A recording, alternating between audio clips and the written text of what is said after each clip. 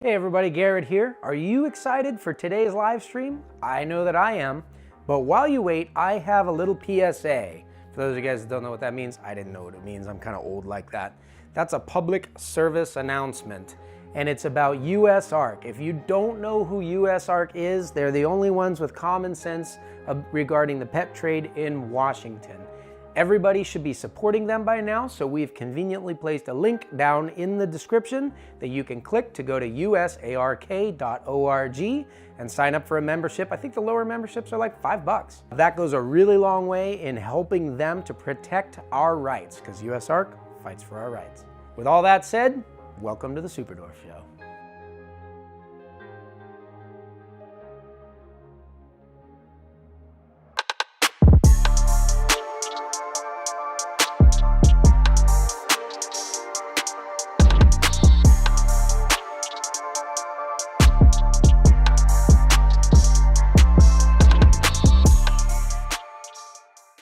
On me.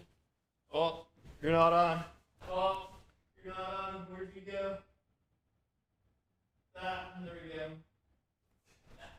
Welcome to the live Welcome show, back, everybody. to the Superdwarf Show. My name is Thomas. I'm Garrett Hartle, and today we are here to talk to you about kind of whatever you want, man. It's been crazy lately, though. I'll tell you what. Yeah? How's it felt from your chair? You have a little bit of a different perspective. I mean, this whole setup, we switched it around. Let me back it out so you can see everything. We're kind of sitting in a totally different spot. It looks cool on camera. I don't know if functionally everything's further apart. It's a little more annoying to set up, but I like it. We filmed the video that's going up next week right up here, which is another one for our... Have you guys been watching the... I should turn the comments on so I can see what's up with you guys. Have you guys been watching the science episodes, like with me and Hadley breaking down the... We only put one out, episode. Oh, have you guys man, seen the one planning episode? so many of them. It's been crazy. We actually filmed the current episode 3 times. What did you guys think about that series? We filmed the current episode that we're releasing next week part of the madness. 3 times, and this is what this setup's from. Definitely part of the madness there, for sure. Oops, all right, everybody. What's up, guys? We got Christina Hill, genetics nerd. We got Samantha Arnett, Erica Christian, Ashley says she can't stay, but Ben Taylor made the live. How's it going, Benjamin? Hates reptiles. Asked if we support the LGBTQ community in the house. Yes, we do. Cage reptiles. J Hill Jr. Ganya Gahaka. Spooky Tuesday. Golems Demons. That is such an interesting name. I want to know the motivation behind naming it Golems Demons. We got Abigail Wolf. Video lagging. I knew it was gonna happen. Hold on. We're gonna be able to see Karma during the lives. Oh my gosh! I have to fix. Everything's falling apart. Well, for Karma doesn't actually live here right now. But that does bring up a good point. Wouldn't this be cool to film down in the museum area once we get it going? With Karma's cage in the background and all that kind of stuff. We're all fixed. It's going to be laggy. We're going to fix the internet. You guys can hear us. We're just going to roll like that. It's depressing. Standards are low. Hit like if you like when we break the vlogs, the live shows. The video I'm seeing is a blank you sitting in the chair and someone clicking through settings. Yes, I just fixed it. Ah, there you go. There you go. We lost Garrett. We're down bad. They can still hear you though. All right. What we should promise the people something. What fixes can we promise in the future? Oh, how my can goodness. How can we stay That is 100% your department, my friend. All right, give me a drill and a big old drill bit. I'm just drilling holes, man. Running the internet cable up here. Do it. Make it happen. We have the internet hookups all throughout the office. I think you just got to run it to the back. Yep. So you guys are jumping in. I know that it's live and you guys are just getting here, but this week has been insane. Today in particular, just so you guys know, Wednesdays, I usually end up working, like a 12, 13-hour day or something. I work here all day. I got going early this morning. I was at Home Depot at like 7 o'clock in the morning, picking up a bunch of stuff for cages that we're building, because we're building 30 cages. And then I had to stop and pick up a couple of different shipments coming in with baby snakes and adult snakes, which was pretty cool. We'll just mention it here. You won't see these on the clutch thing, but for those of you guys that stick around for our laggy lives, here's a little tidbit for you. We got 2 clutches in from Andrew Acevedo that he was doing with me. He bred some of his cool Madu stuff to a snow male that he originally got, through me and Don Munson. So it's kind of cool bringing like all the great bloodlines coming together in those. So we only have 4 babies of those, the little females from a super small high percentage female with Madu in it, 100% het snows. We got a bunch of Sun Platy Tiger stuff, Dwarf Superdwarf cross from him. And then I got a clutch that's very interesting. Those of you guys remember the clutch last year. Oh gosh, which clutch number was it? Someone might be a good enough researcher to find out which clutch we bred the weird, ultra dark, wild-caught Superdwarf male to a albino Motley GC Sunfire Platinum female, and just made some incredible, really dark Motley GC stuff. Anyway, he had been bred previously to a wild-caught. Are you guys following this? So we have a dark Superdwarf male, wild-caught, and he had been bred to a wild-caught Kalatoa who looked as anery as can be. And they produced these, they're like Superdwarf. We knew they were 50% Kalatoa. What the male was, I don't know. I personally kind of suspect Kayawati, but we don't do the let's guess on which localities these are, no matter how much we stare at them all day. We just call them Superdwarfs. So we got those babies. We line bred them once to see if there was anything going on with that male, why he looked like that. And the babies from that breeding just arrived. So that's pretty exciting. New clutch that we were putting away. So we started with that. We got a bunch of build stuff going on. Oh my goodness. Between Karma's cage, did you guys see the vlog? I don't know if you guys watch it. You see the vlog where I was first dreaming up this shipping container cage, and then I was out on the deck, and I told Rob, I was like, I think I can pull this off by the end of the year. And he's like, you're nuts. Well, I'm trying to finish it up for Retic Fest, which is the end of next month. And so I don't know why I'm putting all the extra pressure on myself. I just think it would be fun to kind of like show off the cool cage with my friends. And you got a super chat. Oh no. What do you mean, oh no? This is your chance to dance, man. Hold on. There might be some beautiful dancer sitting out there watching right now. Someone needs to fill in this other corner of my couch. Brian Cusco, where are you at? Where are you at? Here, let me play some music for you. Super I'm fixing chat. stuff behind the scenes while you're going off. Can you hear this?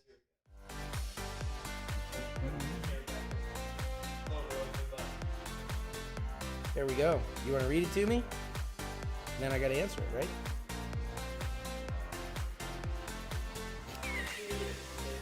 I thought I was supposed to be answering this question while you danced. I'll read it for myself. We love the show, Thomas. Keep up the good work. Maybe this can go less lagging video. The super chat's going towards the less lagging video. We're getting some stuff set up. $15, that'll get us a fat drill bit. I'm just gonna start drilling holes, man. Thank you. Appreciate it. Yes, we do need to fill in the couch. You'll have to watch the video that's coming up next week if you want to see where we filled all that in with. That'll be a fun video. But anyway, so we're truncating the timeline for Karma's cage build. We got our first playground in. That needs to be decorated. We've moved everyone up out of the office. Those of you guys who follow the vlog have probably seen this step by step. We're taking over the old office to make it specifically like the baby retic room, because we've been hatching so many right now. Do you know, Thomas, how many babies are down there? Rob counted the other day. Did you hear the number? 619. Probably more. Yeah, well, it was 630, and then we just got 2 clutches. I think we hatched another clutch since then. So it was like 60 or 670 right now? something like that on baby Superdwarf Retics right now, which is crazy. And they're doing really well. G.I. Joe's been selling them like hotcakes, but they're all hatching at once. And we like to get them really well started. So the problem is, even if we've got names on a bunch of the Retics, There's still 1 million more available. We have to get all of them started eating before we can ship anything out, right? So we're not gonna, if you guys have purchased a snake lately and you're tuning in to watch and everything, that snake is downstairs. We're getting them ready. We're getting them, you know, eating and everything, and then we're gonna ship them out. Joe wanted to talk. So we're in between. You guys, he is going on vacation to Mexico. He didn't invite us. He's out for fooling around with Blake. Technically, we were invited. I declined. Well, I was invited. I didn't get invited. Yes, G.I. Joe is leaving. He will be gone Friday through like Thursday of next week. So if you guys are like, I need those babies, Garrett's talking and spilling the beans on the lives and telling us all kinds of clutches that are in advance. And we want to drive you crazy now with inquiries about snakes that you weren't ready to talk about. You should do that. You should. But you're just going to have to wait until he gets back for your full reply on that stuff.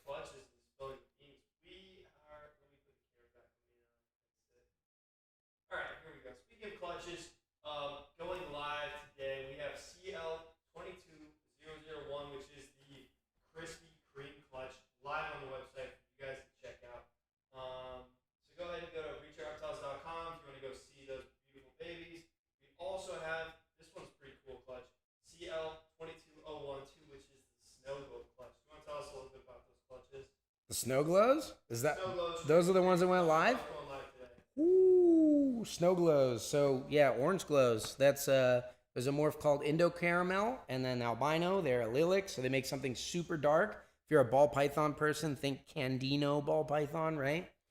Years ago, John Cashman actually produced the very first double hit Indo Caramel and Aneries. A lot of you guys got those snakes. That was a clutch that they did with us, and so a lot of you guys got those, but we grew them up and had the first orange glow snows hatch. That was with Nate Davis.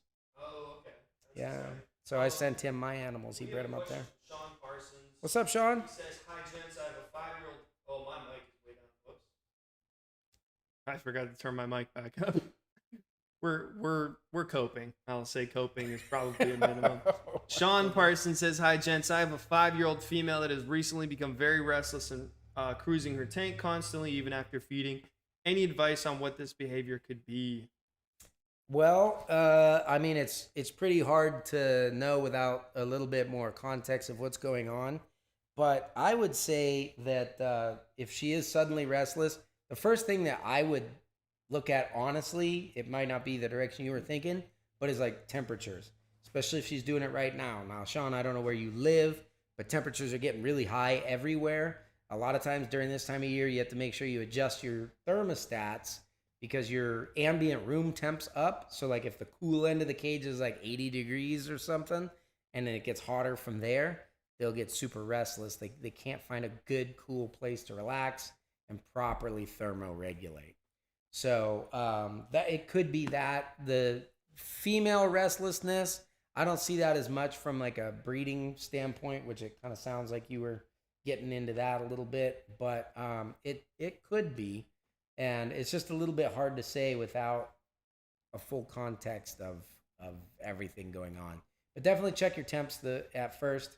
Make sure that they haven't changed, especially with those older females. I think you want to get a little bit of a gradient. If you can get to like the mid 70s on the cool side, and then like mid 80s to maybe 90 in a specific hot spot. All right, we got a super chat from Spooky Tuesday. Let's go, Spooky. What's up? Let me read it for you, and then I'll dance. I just got a GC cow today. Will Superdwarf cows be a thing someday?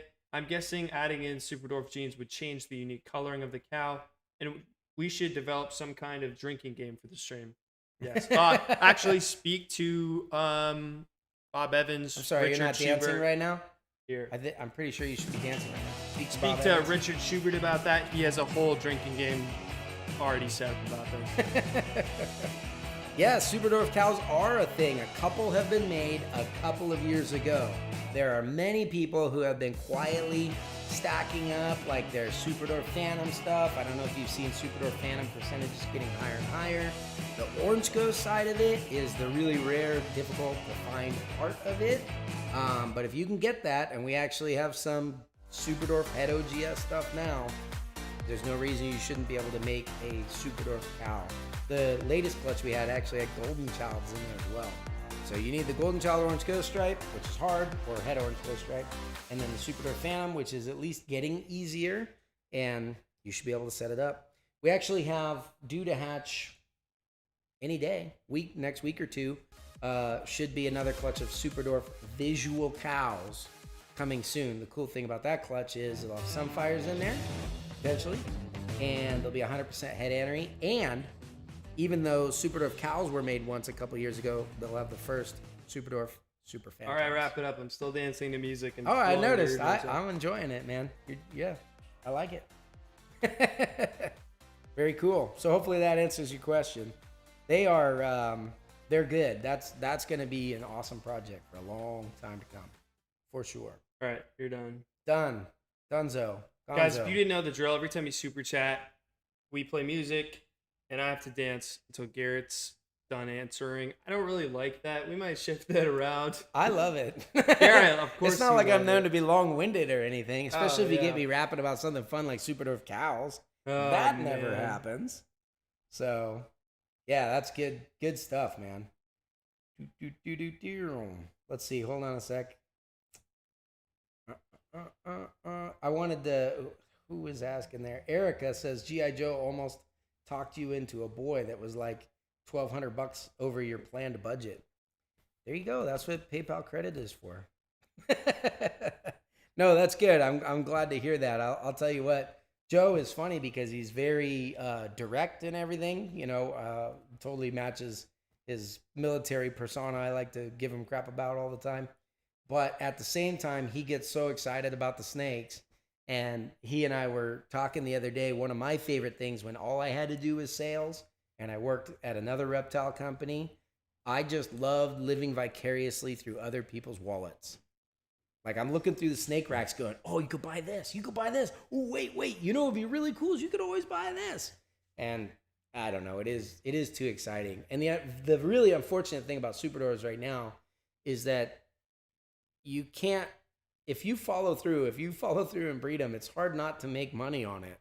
And the reason why that's unfortunate is because then it becomes more exciting and you end up buying more and then you buy a giant building for it and then you decide to make a museum and then you hire Thomas. Super chat from Devin and Michelle Labor. Yeah, what's up, guys? All right. What do they say? Oh, hold on. I have to transition so I can hear it. There we go. They didn't say anything. Oh, they said this might expose how green I am in the hobby. But if a Retic is 25% Dwarf or Superdwarf, will that ultimately be a 75% huge snake? Okay, let's see. A Retic is 25%. Yes, that's correct. If it's 25% Dwarf or Superdwarf, the other 75% has to be something, and that something would be a huge snake. So, yes, you are correct. The funny thing about those percentages, sometimes that's enough. Like they'll take, if it's 25%, means one of its grandparents was a Superdwarf one time. And it's possible for them to take after their grandparent, that specific one, but it's less likely than them taking more after the other grandparents. So that's why there's kind of an industry standard that if you're going to call something or sell it or label it as a Dwarf or Superdwarf cross, it should be at a minimum 50%.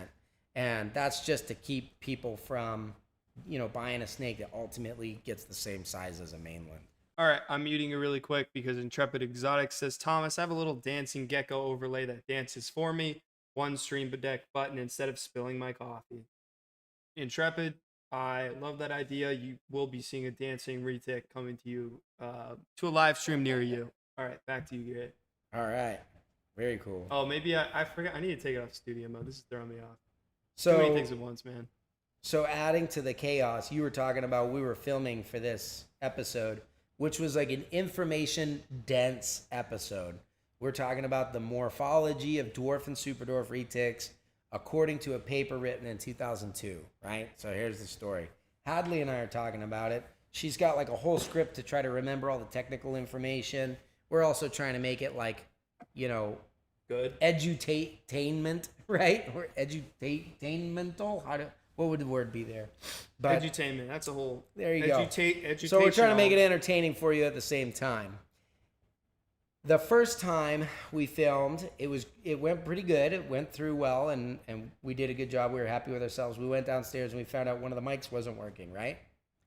So we changed the settings on the mic. We only had audio on one of us. Oh my gosh. So then we went back and we had to film the entire thing again. And again, this is not like a, what's up guys, it's Garrett. Let me talk to you about something silly type of a shoot from the hip video. This is like something where Hadley's been, you know, looking through all these scientific papers and pulling all this good information out for you guys. We got a super chat. While.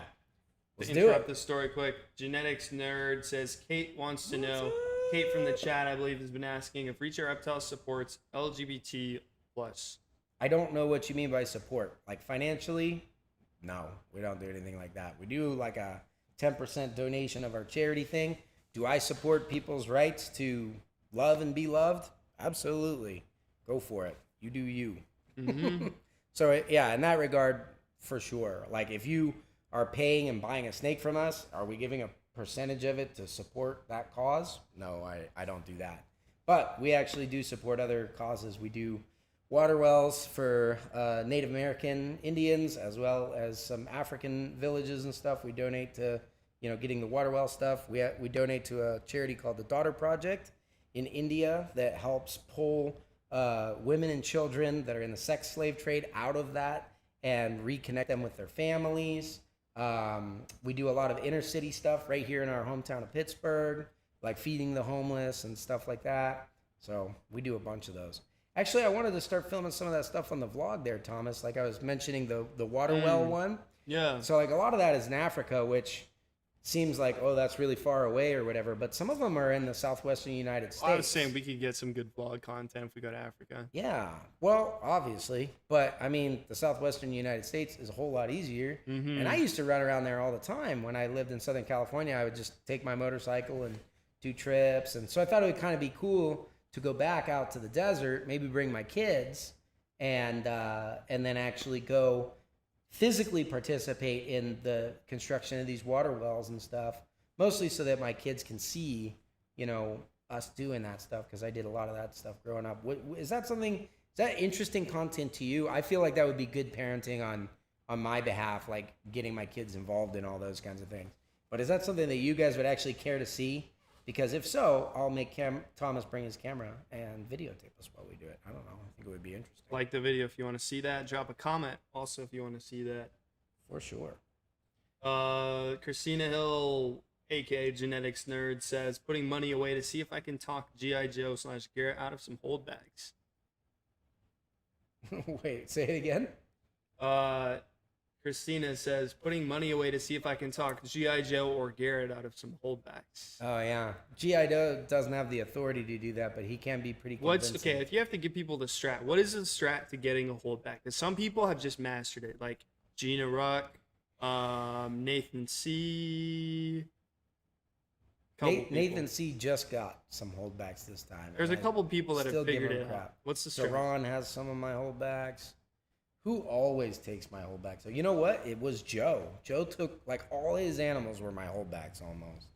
So he's a punk. Well, I can tell you right now, Patreon helps, especially if you're at that upper tier, like the $30 and $100 tier, because there's a lot of exclusive access to me. And so those of you guys that support us through our Patreon, which they can find the link in the description of the video, right? For our Patreon. They should be able to. If you guys are joining at that $30 and $100 level, not that it's all about that, but there is discounts to buying stuff and everything, but there's just a lot more conversing between you and I. And so it's just a little easier to develop those kinds of friendships and stuff like that. And you get to know what we're doing and what my animals are. So most of those people, like everyone that you just mentioned that got all those holdbacks, were and are Patreon supporters. And they see that stuff when it comes up. And it's not really anything other than being front of mind, right? Like, for example, I love when I sell a snake, my whole philosophy is not like, uh-oh, I have too many of these, sell these. It's much more about, like, what do you need out of this animal? What kind of lifestyle are you going to be providing that? And, and I want to match you with the best animal. Well, sometimes the best animal for you was an animal that I thought would be the best for me. And that's just going to inevitably happen. And I, obviously don't have to sell those animals. I usually keep them. But the more I know you, the more we talk about it. And then if something does happen, or if it's like Like, I don't know. I remember I called one of our Patreon members and I was like, I need a shipping container.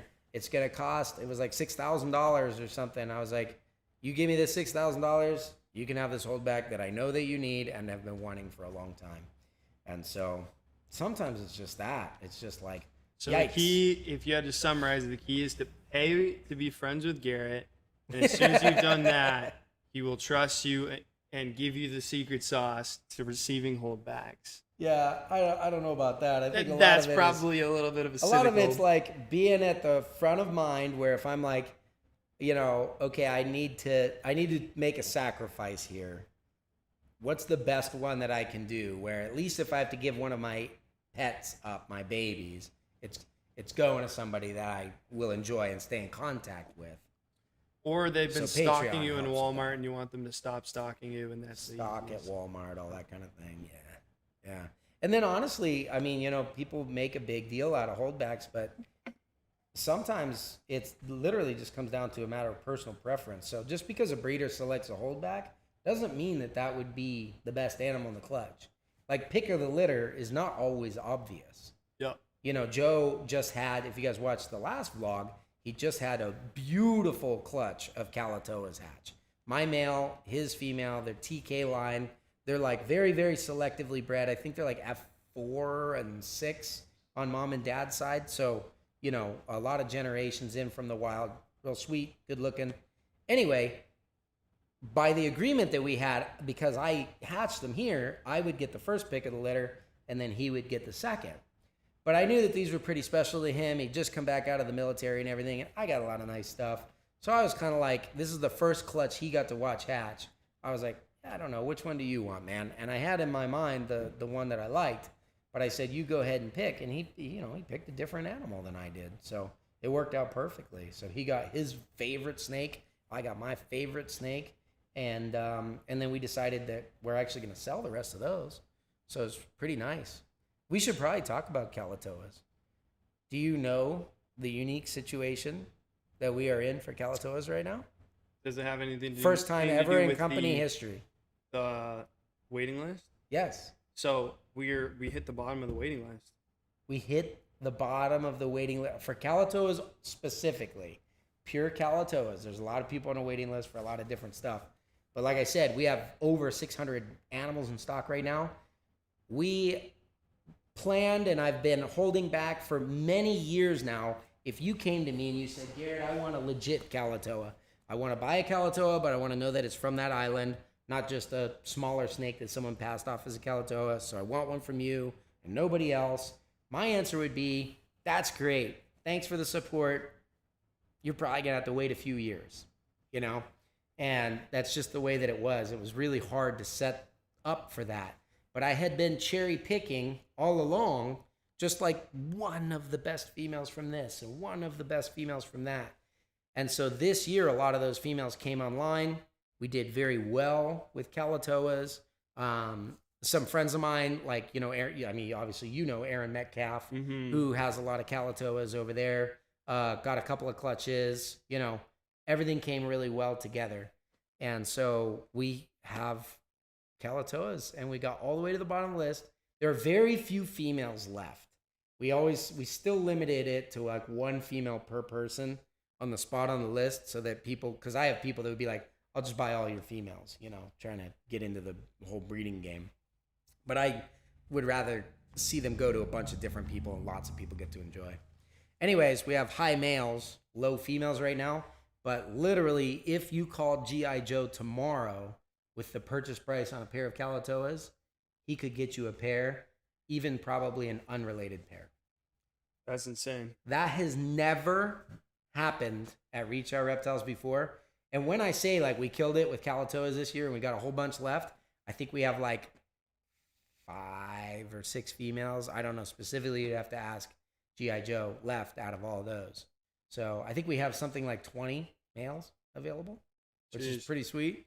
So you can literally get, like, there's multiple different bloodlines. You can get the look that you want. But there's a few females left. And I'll just tell you right now, like, the way they're priced, you should buy a pair, because it's almost like, you know, I always want Kalatoas to go out in pairs. So I give a really steep pair discount. It's almost like buy a female, get a male free. And I know not everybody does that, but for me, it's to encourage people to at least consider carrying on that torch and making these pure localities before you can't find them anymore. Whereas a lot of people like to cross them out. So, we get a question from Erica Christian. Will business be done at Retic Fest? I'm scared / hopeful I'll get my hands on something shiny and want to bring baby home. I have an enclosure ready and waiting for my someday. Superdwarf. Retic Fest is not about sales. It's not a show. It isn't anything like that. But those of you guys that are watching, you can shout out your experience in the thing. Last year, we did it. It was much smaller. It's open to all of our patrons. So you can join our Patreon even at the $5 level and be invited to come here and partake in this Retic Fest thing. That just helps us with ease of planning. But last year, there was a moment where someone said, oh, I see that snake I like, I'm going to have that. And then there was like 6 other people that are like, we can buy these right now? And for a minute there, it turned into a feeding frenzy. And it was not about sales. It's all about teaching, like showing you guys the different animals and localities. We have a bunch of cool speakers lined up for this year. We have 4 different experts in different fields coming to talk to you guys about stuff so far. I've got a ton. I've invited all of the different Superdwarf and Dwarf breeders that we work with to come and talk with you guys. So we've mentioned several of them in this live stream already. You'll get to meet them. You can ask them their unique opinions on things face-to-face there at Retic Fest. Awesome networking. But, yeah, I mean, if you want to buy one while you're there, that's fine. Christina, I think, is implying, she says, my question about holdbacks was related to Erica's question. So I think she's implying that she's just going to show up with a fat wad of cash.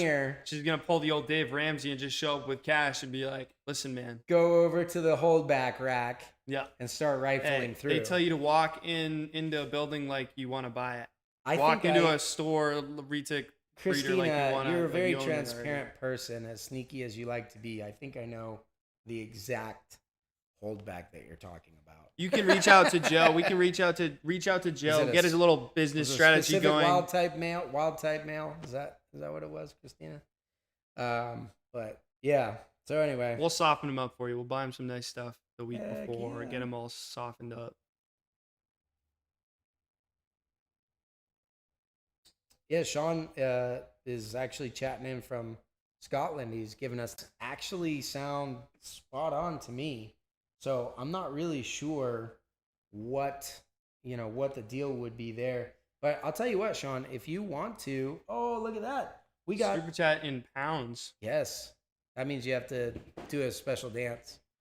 International dance, please. No. It's the international ones go to you. Can we get a Scottish dance? Yep. Can we get a Scottish dance? No. You got the wide angle. Well, the focus will be I'm flipping it on you, man. I don't think the music's Garrett going. doesn't do the super You're dancing to anymore. the old theme song. What?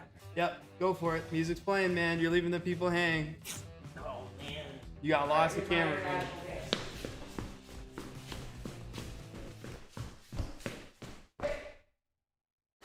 How's that?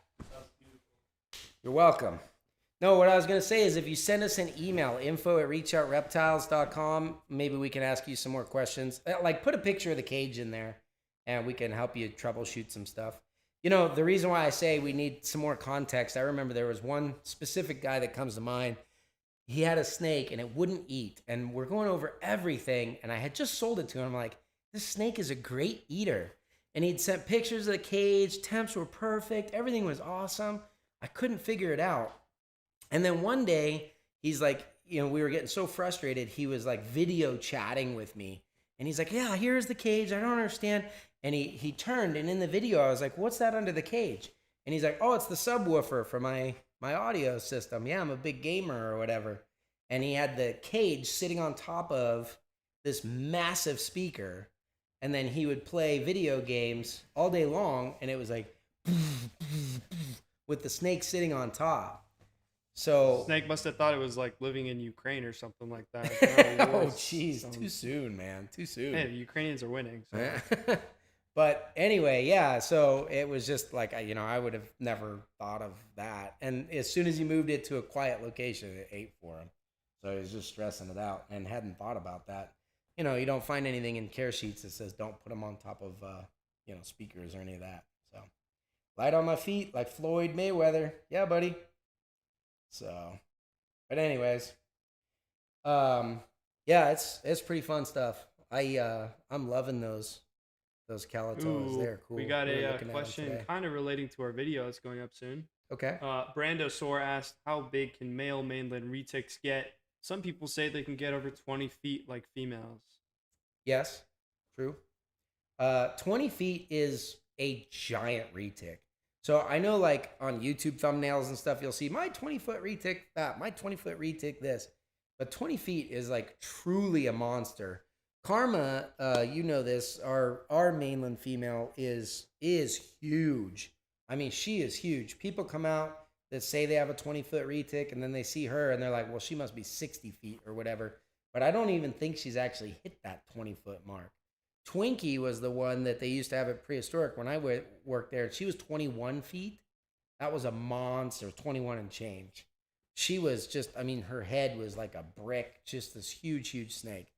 Anyway, Twinkie's brother, though, was probably the largest male retic I had ever seen, and he was like a legitimate 19 feet. So I've seen them that big, and there were others that were close in size. So yes, I do think they could get over 20 feet. I think Steve Dawson out in the UK has had several males over 20 feet.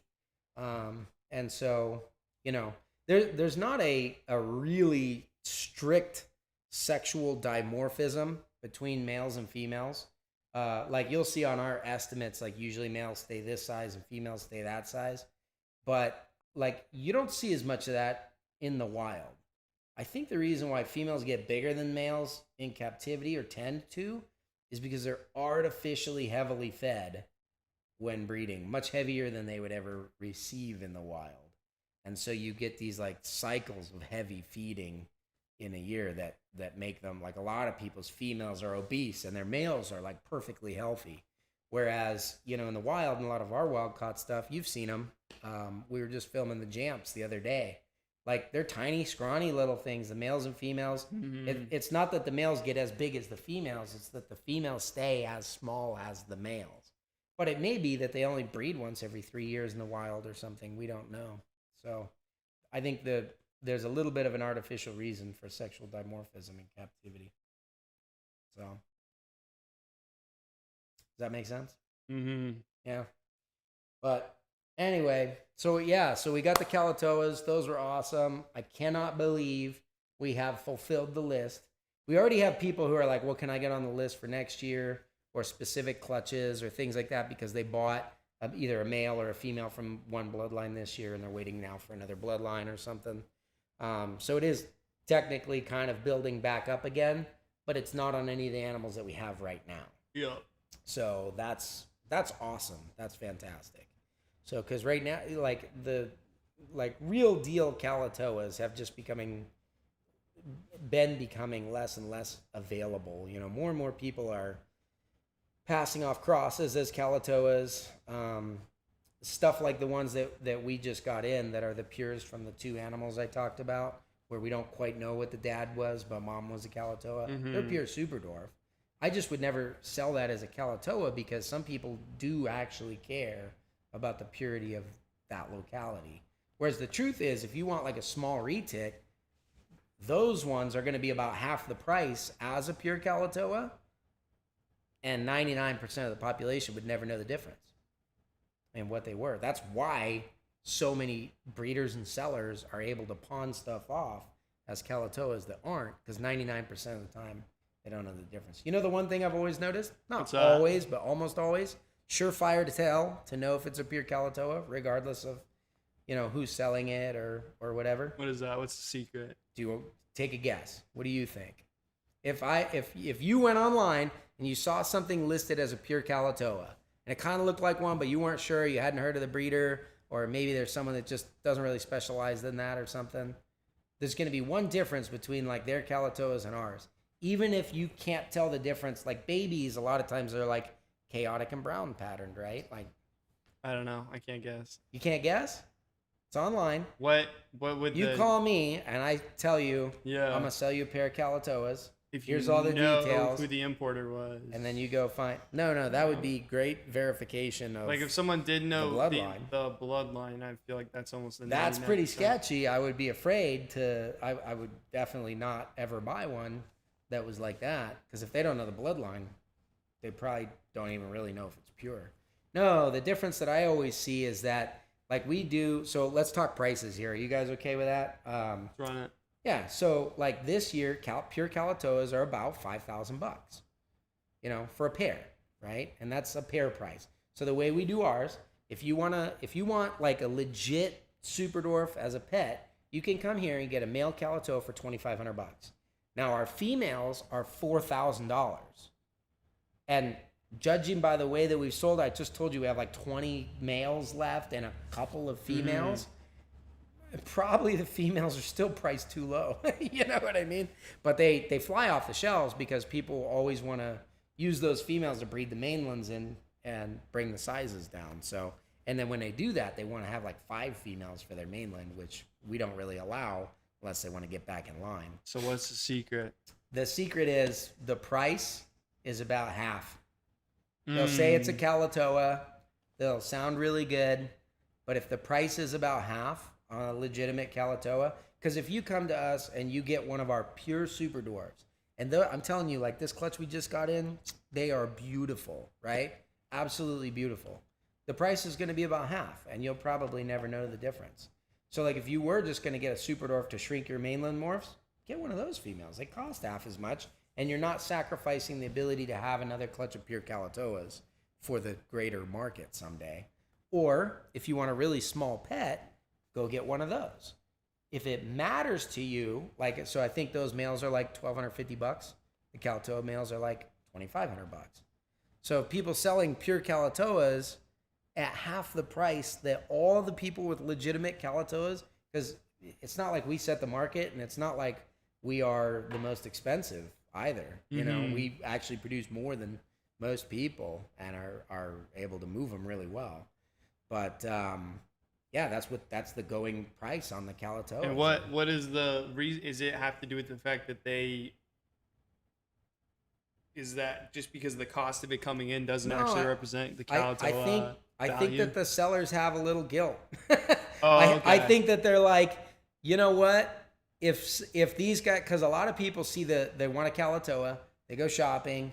They find out, like we don't really advertise online or whatever, but let's say they find out ours are $5,000 a pair, and here's a pair I found on so and so classifieds for $2,500, and then they go buy that. Then a lot of times they find out maybe it wasn't what they really paid for. Yeah. But they're not really that mad because they got it so cheap. They're like whatever, and so that heat doesn't come back on the breeder the same way it would if someone paid for the real deal. You know what I mean? So it's that Kalatoa confidence. If someone's confident enough to make that sucker pricey, right, then they know what they have. Yeah, you can prove it. And I mean, like I said, this is the first time in company history that we got through our waiting list and we have like a couple females left. Obviously, those aren't going to last until we hatch more next year or whatever, but at least we did it. That's crazy. And so it's not a 2-year wait. It's like a 2-day wait to get a Kalatoa from us right now. Insane. By the end of summer, I'm sure they'll all be gone. Unprecedented times for Reach Reptiles. It's pretty fun. Let's scoot through a couple of these questions we're getting in the chat. Yeah. I'll hit you with them rapid fire. Brandosaur asks, what grows bigger and longer, the Afrock or the Burmese python? Is that kind of like tied? They're comparable. Yeah, they're comparable. Afrocks are much more muscular, so I think at the same size, an Afrock would be heavier. The Burms tend to be a little bit more sluggish, but they're prone to obesity. So if you want them like a little more chonky boys, get yourself the Burm. The Afrocks, they always have like a solid brick, vertical rectangle cross section because they're just ripped. So. Also, Brandosaur asks, why do Super Dwarfs and Dwarfs cost way more than mainlands if mainlands get bigger? Because we're not pricing them per pound. Mainlands get bigger. Yeah, it is actually because, well, Okay, so like Dwarf and Superdwarf are pure locality animals, and here in the United States at least, we can no longer import them. Even in other areas of the world where you can import them, if you're pulling wild caughts, you have to understand that these are wild caught animals. They're probably going to make terrible pets, and you have to live with the fact that you took an animal out of the wild to put it in a box, and most people can't get them to breed. I have many females still that have never bred for me that I've had for 10 years or whatever, and I think we know what we're doing when it comes to at least getting the Superdwarfs to breed, right? So Hopefully. yeah, so they lay smaller clutches. They take longer to grow up.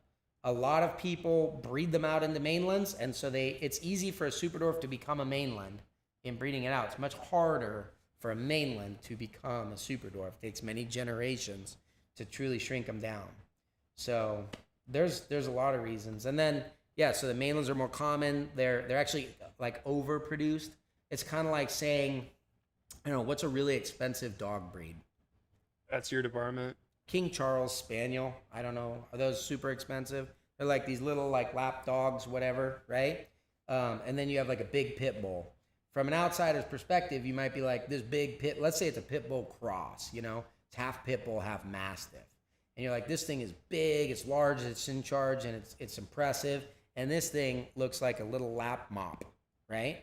But this King Charles Spaniel's bloodlines can be traced back to royalty and has been kept pure forever.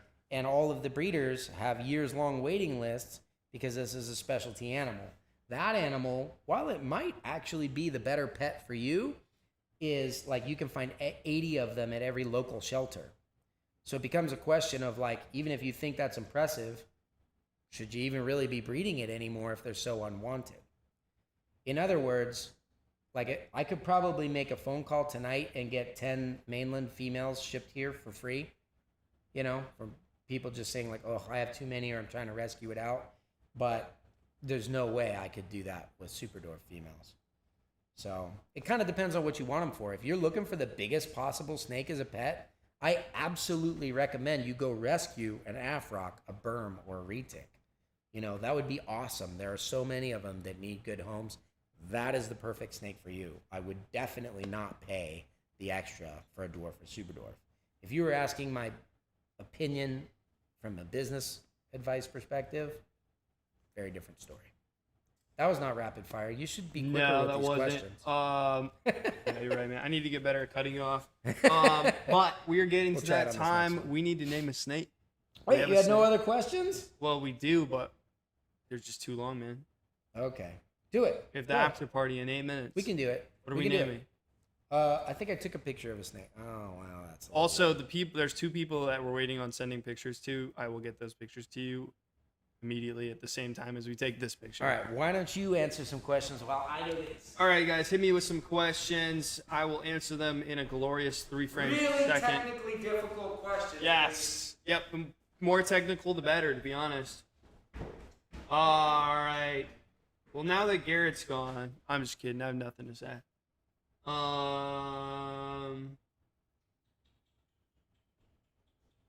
Again, we're working on making these streams better. We've been stacked with producing a bunch of really good videos for you guys. And we haven't had as much time to look at other things like the live stream, but that is priority for us as well. Erica, you're typing that in all caps, so I'm assuming that's very important. Most at risk, I'm not 100% the most qualified to answer that, but from my experience, the Kalatoas or not Kalatoas, the Karampas, there's less Karampas than any other locality. Also Tombalongans, we don't really know. But I think the thing with Karampas and also Madus as their islands, their native islands are being, the whole natural habitat is being used for agriculture. And so those would be, just from an outsider gut hunch perspective, probably the ones at most of risk. Do you think the causes the variation both the xanthan and melanin expression between mocha and purple? Probably because the genetic sequencing doesn't line up as well, and so your opportunities of getting a perfect match just don't work as well when you introduce melanin and xanthan into mocha and purple. I almost sounded good from here. I almost sounded like anyone else. All right, I have a snake. Worst So- parkour injury was a concussion after I landed a front flip off of a 4-foot ledge on my head. That's Anyway. the best way to get a concussion, when you Yes. land on your head. What? It's harder to do when you land on I other parts landed of your body. straight on the top of my head and then just like stopped and then fell over it. And it was incredibly painful. All right.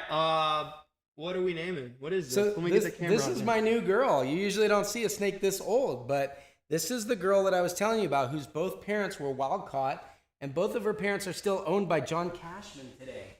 I do a lot of breedings with John Cashman. He's a good friend of mine, and he had sold this pair to a buddy of his who preferred to remain nameless, who grew them up and bred them. So these are those pure Superdwarfs that I'm talking about that, may or may not be Kalatoas. I think probably not. But this just shows you like how wonderful and small they can be. Now this girl's babies just hatched, so it means she didn't lay that long ago.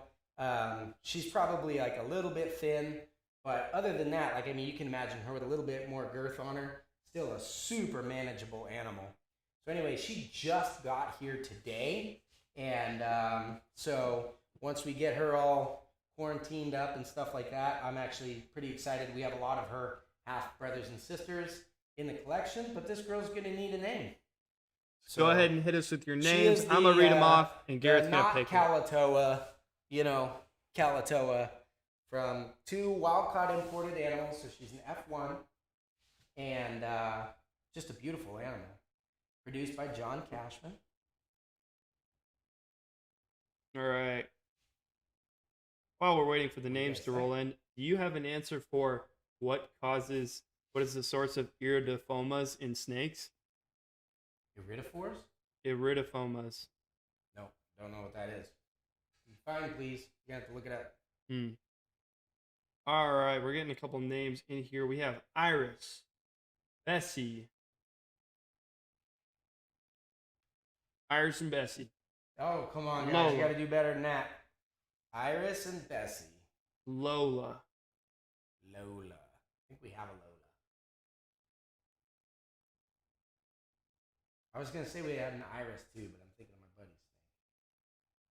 What do we got, guys? Still waiting on some more. So like this girl, her mom is clearly a Kalatoa. Persephone, Brought in as a Kalatoa. Her dad, on the other hand, super, super unique animal. Also imported as a Kalatoa, but kind of in like a mixed bag that had some other stuff in there. So it's sort of like, Elizabeth. first of all, looking at it, he does not look like a Kalatoa. And secondly, because the import that he came in had a mixed bag of a bunch of localities. That's one of the later imports. That's where a lot of the pure Superdwarf, even the pure Kalatoas We're getting more names in. today are getting, are coming from. So I don't know. Because I guess he's not a Kalatoa, I'll discount it as a, non-Kalatoa. Got some I'd rather names. be more accurate, less specific. Get your naming hat on because we Okay, got here some we go. names. Run through Bus, Artemis, Lolabelle,